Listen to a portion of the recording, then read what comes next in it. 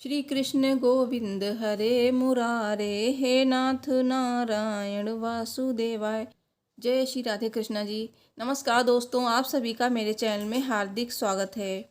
दोस्तों, कृष्ण जन्माष्टमी आप सभी ने बड़ी धूमधाम से मनाई होगी और अब जन्माष्टमी के बाद दूसरा उत्सव आता है कृष्ण जी की छठी का, यानी कि लड्डू गोपाल जी की छठी का।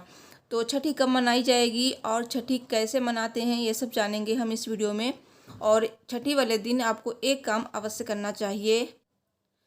दोस्तों, किसी बच्चे का जब जन्म होता है तो 6 दिन के बाद छठी मनाई जाती है। और इसी तरह से भाद्रपद मास के कृष्ण पक्ष की अष्टमी तिथि यानी कि श्री कृष्ण जन्माष्टमी के दिन कान्हा का जन्म हुआ था और इसके 6 दिन के बाद धूमधाम से उनकी छठी मनाई जाएगी। तो आइए जानते हैं कि छठी कब मनाई जाएगी और पूजा का मुहूर्त क्या रहेगा। दोस्तों, वीडियो को लाइक और चैनल को सब्सक्राइब जरूर कीजिएगा। दोस्तों, देश भर में जन्माष्टमी 6 या 7 सितंबर को मनाई गई। ऐसे में छठी 6 दिन के बाद मनाई जाती है। तो इस कारण इस साल की कृष्ण जी की छठी 12 सितंबर को मनाई जाएगी। वहीं जिन लोगों ने जन्माष्टमी 6 सितंबर को मनाई है वो लोग 11 सितंबर को छठी मनाएंगे। तो अब तो ये क्लियर हो गया कि छठी किस दिन मनानी है। और श्री कृष्ण जी की छठी पर बहुत ही शुभ योग बन रहा है। 11 सितंबर को रात 8:01 पर पुष्य नक्षत्र रहेगा। अश्लेषा नक्षत्र 11 सितंबर को रात 8:01 से 12 सितंबर को रात 11:01 तक रहेगा। शिव योग है और इस दिन सर्वार्थ सिद्ध योग भी है। तो बहुत सारे शुभ योग बन रहे हैं। दोस्तों, क्यों मनाई जाती है श्री कृष्ण भगवान की छठी?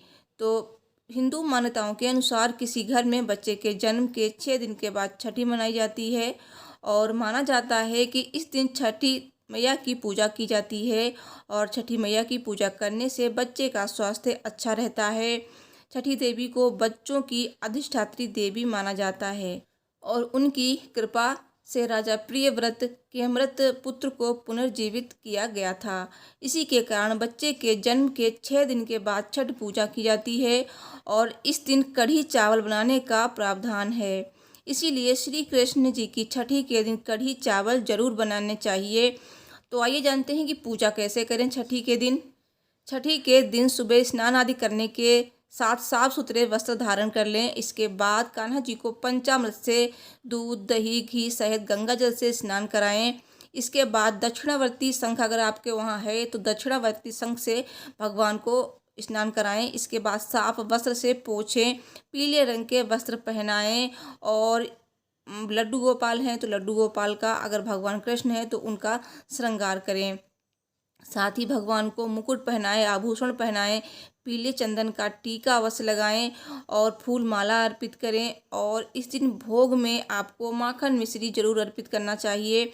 साथ ही आप इस दिन 6 तरह के भोग भी भगवान को अर्पित कर सकते हैं और हर भोग में आपको एक तुलसी का पत्ता अवश्य रखना चाहिए और एक पात्र में जल भी भगवान कृष्ण के लिए अवश्य रखें।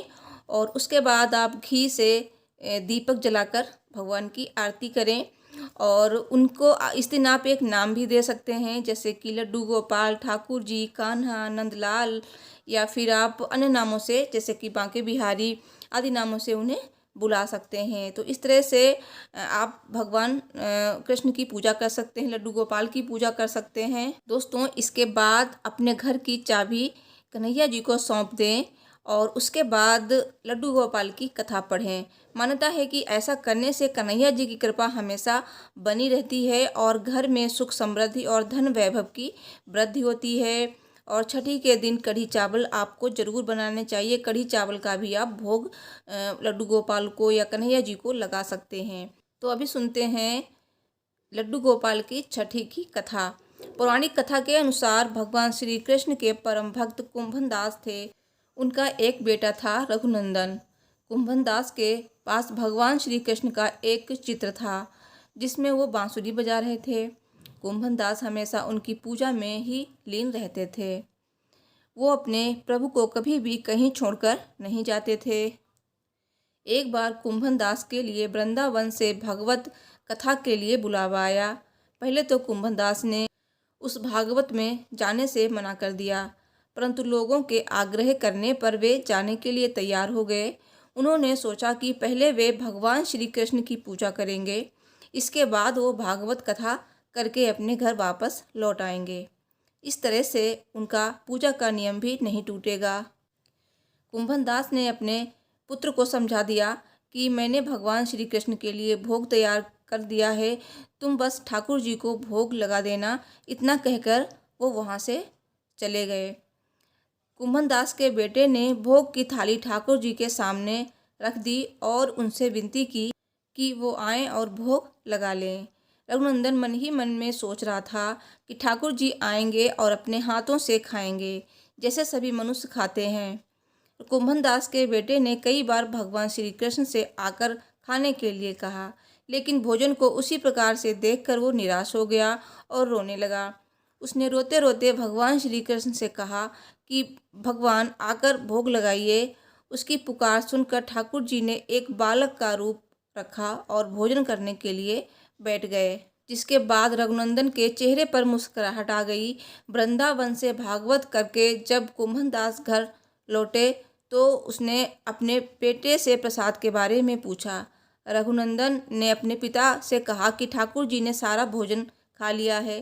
कुंभन दास ने सोचा कि अभी रघुनंदन नादान है, उसने सारा प्रसाद खा लिया होगा और डांट की वजह से झूठ बोल रहा है। अब रोज कुंभन दास भागवत के लिए जाते और शाम तक सारा प्रसाद खत्म हो जाता था। कुंभन दास को लगा कि अब उनका पुत्र कुछ ज़्यादा ही झूठ बोलने लगा है, लेकिन उनका पुत्र ऐसा क्यों कर रहा है। कुंभन दास ने एक दिन लड्डू बनाकर थाली में रख दिए और दूर छिपकर देखने लगे। रघुनंदन ने उस दिन भी रोज की ही भांति ठाकुर जी को आवाज़ दी और ठाकुर जी एक बालक के वेश में कुंभन दास के बेटे के सामने आ गए। रघुनंदन ने ठाकुर जी से फिर से खाने के लिए आग्रह किया, जिसके बाद ठाकुर जी लड्डू खाने लगे। कुंभन दास जो दूर से इस घटना को देख रहे थे, वो तुरंत ही आकर ठाकुर जी के चरणों में गिर गए। ठाकुर जी के एक हाथ में लड्डू और दूसरे हाथ का लड्डू जाने ही वाला था, लेकिन ठाकुर जी उस समय वहीं पर जमकर रह गए। तभी से लड्डू गोपाल के इस रूप को पूजा जाने लगा। छठी के दिन इस कथा का पाठ करने से कन्हैया प्रसन्न होते हैं और श्रद्धालुओं की सारी मनोकामनाएं पूर्ण करते हैं। दोस्तों, अगर आपको मेरी वीडियो पसंद आई है तो प्लीज़ इस वीडियो को लाइक करिए, चैनल को सब्सक्राइब करिए और कमेंट बॉक्स में लड्डू गोपाल की जय, कन्हैया जी की जय अवश्य लिखिए, राधे राधे अवश्य लिखिए। आप सभी को लड्डू गोपाल की छठी की हार्दिक शुभकामनाएं। मैं मिलती हूँ नेक्स्ट वीडियो में। Thanks for watching. Har Har Mahadev. जय माता दी।